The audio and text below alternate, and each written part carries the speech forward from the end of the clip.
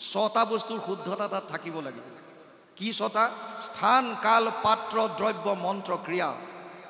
যদি ছটাৰ শুদ্ধতা নাথাকে তেতিয়া পুৰোহিতজনৰ একো নহয়। যিজন সেৱকী বা যাজক সেইজনৰ বিপৰ্যয় ঘটিব বুলি ভাগৱতে কৈছে। 11, 21, 15 একাদশ স্কন্ধ 21 অধ্যায় 15 নম্বৰ শ্লোক সংস্কৃত ভাগৱতত চাব। স্থান, আগতে জনকাদি ৰজাই 12 বছৰ নিজে হাল বাই যজ্ঞস্থলী ৰেডি কৰিছিল। কাল, যিকোনো সময়ত যজ্ঞ হ'ব নোৱাৰে। প্ৰত্যেক যজ্ঞৰ এটা বিশেষ সময় থাকে। কিন্তু আমিবিলাকে সময়ৰ প্ৰতি কিমান কনচিয়াছ? বিশেষভাৱে যোনে যাগ যজ্ঞ পূজা পাতল কৰে, যদি সময় যিটো দিছে সেইমতে যদি কৰিব নোৱাৰে তেতিয়াহ'লে ফলৰ বিপৰীতো হ'ব পাৰে। তাত যিখিনি বস্তু আমি লগাওঁ, পাত্ৰ, দ্ৰব্য, এইবিলাক শুদ্ধ হয় নে নহয়? বিশেষভাৱে মন্ত্ৰৰ উচ্চাৰণ আমাৰ কিমান সঠিক? আগতে যিখিনি ব্ৰাহ্মণ সম্প্ৰদায়ৰ লোক আছিল, যাক ব্ৰাহ্মণ বুলি কয়, ব্ৰাহ্মণ জন্মজাত নাছিলে। ব্ৰাহ্মণ ক্ষত্ৰিয় বিষাম শূদ্ৰানাম চ পৰম তপ কৰ্মাণি প্ৰবিভক্তানি স্বভাৱ প্ৰভাৱেৰ গুণেই। অষ্টাদশ অধ্যায় 41 নম্বৰ শ্লোক গীতা। অৰ্জুনক কৈছে, হে অৰ্জুন, ব্ৰাহ্মণ, ক্ষত্ৰিয়, শূদ্ৰ আৰু বৈশ্য এই 4টা জাতি মই কৰ্মৰ ওপৰত নিৰ্ভৰ কৰিহে নিৰ্মাণ কৰিছিলোঁ, সৃষ্টি কৰিছিলোঁ, কোনো জন্মগত হিচাপে নহয়। ব্ৰাহ্মণসকলৰ আগতে কাম আছিল তেওঁলোকে জ্ঞান আহৰণ কৰে আৰু 3টা জাতিক জ্ঞান দান দিয়ে। তেওঁলোকে আগতে গুৰুকুলত গৈ সৰুৰে পৰা বেদ মন্ত্ৰ অভ্যাস কৰিছিল। আপোনালোকে জানি আচৰিত হ'ব, যাগ যজ্ঞত যি ঘিউ আমি আহুতি দিওঁ, এই ঘিউ যিজনী গাইৰ পৰা খীৰায়, খীৰোৱাৰ কাৰণে মন্ত্ৰ বেলেগ আৰু বিধি বেলেগ। সেই গাখীৰ আনি পেলাই যেতিয়া জুহালত গৰম কৰে, উতলায়, তাৰ কাৰণে বিধি বেলেগ, মন্ত্ৰ বেলেগ। তাৰ পৰা যেতিয়া মথন কৰি ঘিউ উলিয়াব, তাৰ বিধি বেলেগ, তাৰ মন্ত্ৰ বেলেগ। আৰু ফাইনেলি যেতিয়া যজ্ঞত আহুতি দিব, তাৰ মন্ত্ৰ বেলেগ, তাৰ বিধি বেলেগ। বিধিৰ কাৰণে বেদৰ 4টা ভাগৰ 2য় ভাগটোত ব্ৰাহ্মণ্য বুলি লিখিছে। যিমানবিলাক ব্ৰাহ্মণ্য গ্ৰন্থ আছে, বেদৰ 4টা ভাগ আছে, সংহিতাত মন্ত্ৰবিলাক আছে, আৰু তাৰ পিছৰ ভাগটো হৈছে ব্ৰাহ্মণ্য। 3য় অংশটোক কৈছে আৰণ্যক, 4থটো হৈছে বেদান্ত, যাক আমি উপনিষদ বুলি কওঁ। ইমানখিনি নীতি নিয়ম আমি পালন কৰিব পাৰিছোনে নাই? যদি পাৰিছে ভাল কথা, কিন্তু যদি মন্ত্ৰত উচ্চাৰণত ভুল হয়, পুৰোহিতজনৰতো একো নহয় বুলি কৈছে, সেৱকীজনে এনে ফচিব। যিজনে কৰিছে, যিজন যাজক, তেওঁৰ বিপৰ্যয় ঘটিব পাৰে বুলি কৈছে। আৰু সেইকাৰণে হয়তো আমাৰ অসম চৰকাৰে যেতিয়া ৰুদ্ৰযজ্ঞ পাতিছিল, নমামি ব্ৰহ্মপুত্ৰ পাতিছিল, আপোনালোকে চবেই দেখিছে, যিসকল পুৰোহিত আনিছে চব অসমৰ বাহিৰৰ পৰা আনিছে।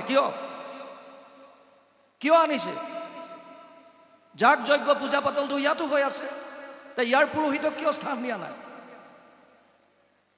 কাৰণ তেওঁলোকে হয়তো অনুভৱ কৰিছে, যদি আমি দিওঁ, যদি বিপৰ্যয় ঘটে তেতিয়া মোৰ ঘটিব। এই কথাখিনি মানুহে কোনো বুজাই নিদিয়ে।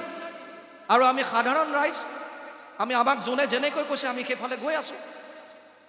সঁচা কথাখিনি মানুহক বুজাই নিদিয়ে। স্বতন্ত্ৰ আপোনালোক, কিন্তু কথাখিনি শাস্ত্ৰত কি আছে আমাক বুজাই দিয়াটো, এই যিসকলে বেদজ্ঞ, যিসকল শাস্ত্ৰজ্ঞ, সেইসকলৰতো এটা ডিউটি আছে। তেওঁলোকে সঁচা কথাটোতো ক'ব লাগে। এইকাৰণে ভগৱান কৃষ্ণই উদ্ধৱক কৈছিল, কৰ্মকাণ্ডত নহ'ব। শৌনক আদি 28 সহস্ৰ ঋষি বেদত প্ৰধান। ভাগৱতৰ 1ম স্কন্ধত আছে 28 সহস্ৰ ঋষি বেদত প্ৰধান। সব বেদজ্ঞ 28,000 ঋষিয়ে 1000 বছৰ যজ্ঞ কৰিছিল।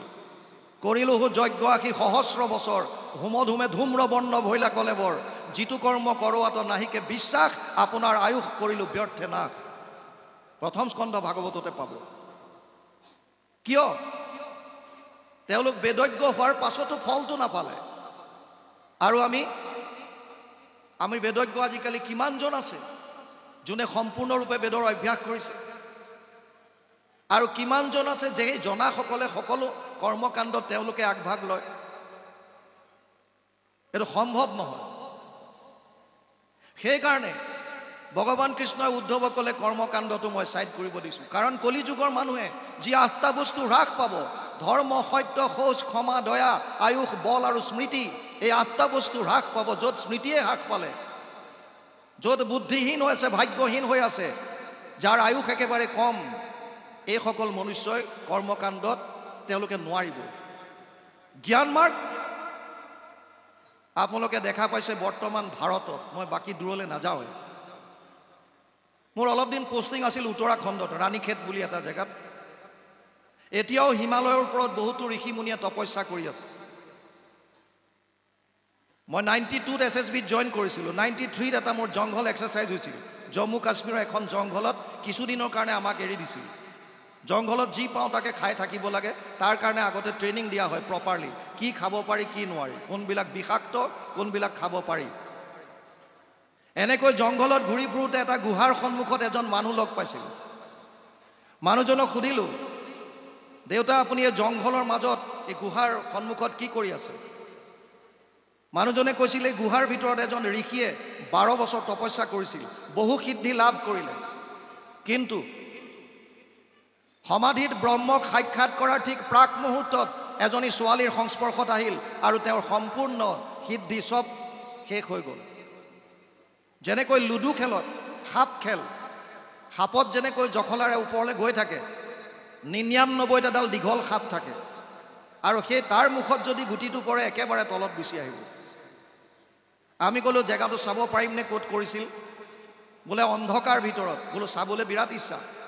তেওঁ এটা জুইৰ পোহৰৰ ব্যৱস্থা কৰি আমাক ভিতৰলৈ নিলে। আমি চালোগৈ, এখন টুলত সেই ঋষিজনৰ ফটোখন আছে, তাৰ সন্মুখত এটা ধূপদানি আছে য'ত ধূপ লগাই। আমি জংঘল এক্সাৰচাইজ শেষ কৰাৰ পিছত যেতিয়া ওলাই আহিছিলোঁ, ওচৰৰ গাঁও এখনত সুধিলোঁ যে মই জংঘলত এনেকৈ বুঢ়া মানুহ এজন লগ পালোঁ, মোক এনেকুৱা এনেকুৱা কথাখিনি ক'লে, সত্যতা কিমান? এতিয়াও 12 বছৰ ধৰি কোনোবাই গুহাত তপস্যা কৰিব পাৰেনে?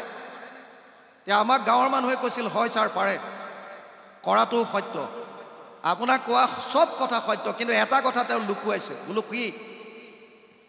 যিজন মানুহক আপুনি লগ পাই আহিছে আৰু তেওঁ যিজন ঋষিৰ কথা কৈছে, সেই ঋষিজন বেলেগ নহয়, সেই বুঢ়াজনে।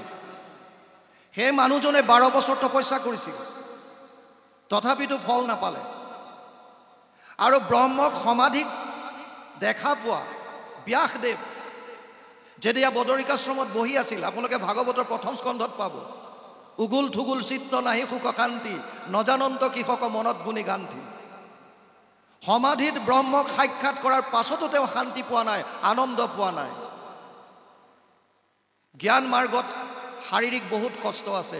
ক্লেশো অধিকতৰস্তেষাম অব্যক্ত অসক্ত চেতসা অব্যক্ত হি গতিৰ দুখম দেহবদ্ভিৰ অভাপ্যতে। 12 অধ্যায় 5 নম্বৰ শ্লোক গীতা। হে অৰ্জুন, জ্ঞান মাৰ্গত বহুত কষ্ট। ঘৰ দুৱাৰ বাদ দি সন্ন্যাস হৈ যাব লাগিব, বৈৰাগ্যৰ ভাৱ আনিব লাগিব। আৰু ভাৰতত আপোনালোকে চাওক, যিবিলাক সন্ন্যাস হৈ ঘৰ দুৱাৰ বাদ দি পেলাই গুচি গৈছে, সেইবিলাক আকৌ পলিটিক্সত আহিছে।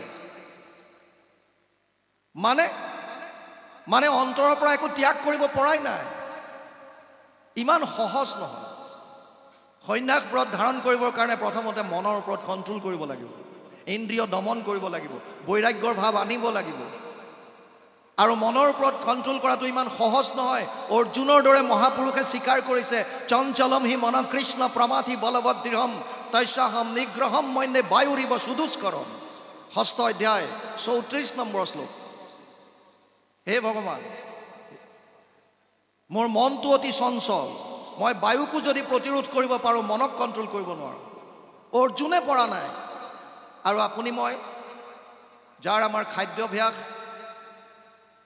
আমাৰ আচাৰ ব্যৱহাৰ, কোনো য'ত আচৰণত ক'তো সংযমতা নাই, আমি কি মনৰ ওপৰত কণ্ট্ৰল কৰিব পাৰিম? সেইকাৰণে ভগৱানে ক'লে, এই উদ্ধৱ, যদিও 3টা মাৰ্গ আছে, কিন্তু এই 2টা মাৰ্গ কলিযুগৰ মানুহে নোৱাৰিব। ভাল কৰিবলৈ যায়, তেওঁলোকৰ বেয়া হোৱাটো মই নিবিচাৰোঁ। মোৰে সন্তান চব। গতিকে সহজ উপায় এটা কি আছে? সহজ উপায় হৈছে কেৱল মোৰ চৰণত আহক। 700 শ্লোকৰ গীতা কৈ শেষত ভগৱানে অৰ্জুনক এটা কথাই ক'লেগৈ, সৰ্বগুহ্যতমম ভূয় শৃণুমে পৰমম বচ ইষ্টসীমে দৃঢ়মিতি তত বক্সামিতে হিতম। 8ষ্টাদশ অধ্যায় 64 নম্বৰ শ্লোক গীতা। হে অৰ্জুন, তোক এতিয়া মই গোপনীয়ৰ পৰা গোপনীয় কথা কওঁ, শুন। কি ক'লে? সৰ্বধৰ্মান পৰিত্যাজ্য মাম একম শৰণম ব্ৰজ অহম ত্ব সৰ্ব পাপেভ্যো মোক্ষয়িষ্যামি মা শুচ। অষ্টাদশ অধ্যায় 66 নম্বৰ শ্লোক গীতা। সৰ্বধৰ্ম এৰি এক শৰণ সাক্ষাৎ, সুদৃঢ় বিশ্বাসে সখী লৈ কোৱা মাত, নকৰিবা ভয় হেৰা কৰোঁ অংগীকাৰ, সমস্ত পাপত মই কৰিব নিস্তাৰ।